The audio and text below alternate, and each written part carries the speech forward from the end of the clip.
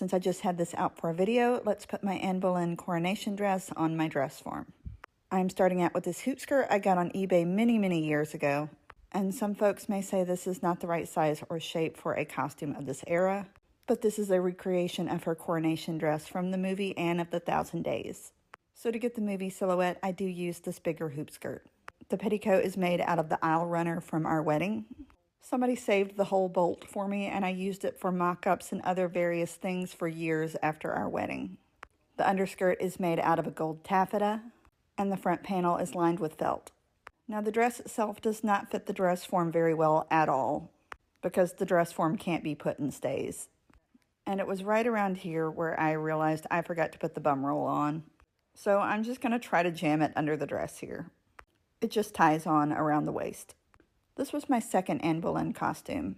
I made my first one back in 2009, and I made this one in 2014. I learned a lot between the first one and the second one, and I'm really excited to eventually make a third one. I swear I will one day. I know I've been talking about that for years. The sleeves on this are my favorite part. They're made of the same gold taffeta as the underskirt, and underneath they have a layer of silk gauze that I dyed that peeks out from under all of the slashes. Originally, the undersleeves were removable, but after wearing it once like that, I ended up sewing them in. Because honestly, I'm never going to switch them out for another pair of sleeves. Like I said, this dress does not fit the dress form, so I can't do the back closures all the way. I'm just getting it as close as I possibly can, without ruining the dress or the dress form. The neckline is made out of the same gold taffeta, with a lot of little jewelry pieces that I made attached. And here, of course, is my bead necklace that I made, and my French hood I made out of leftover fabrics from the dress. And my husband also made me a recreation of her crown. My favorite part of this is the huge train. I wanted it to be longer, but I was wearing this to a convention, so I didn't want it to be too crazy. It does have a hand loop at the center back, so I can easily pick it up and carry it so it doesn't drag on the floor.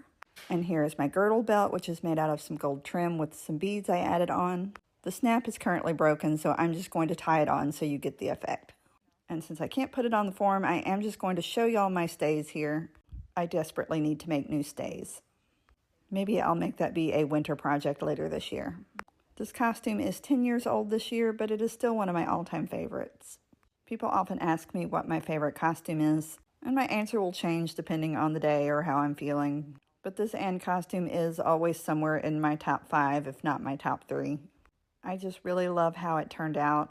It's one of those costumes that when I put it on the dress form, I just kind of stand back and stare at it and think, wow, I made that. And like I said, I do have plans for another Anne Boleyn costume in the future. I really want to do a black velvet one. As I say, every time I bring that up, maybe I'll do it next year.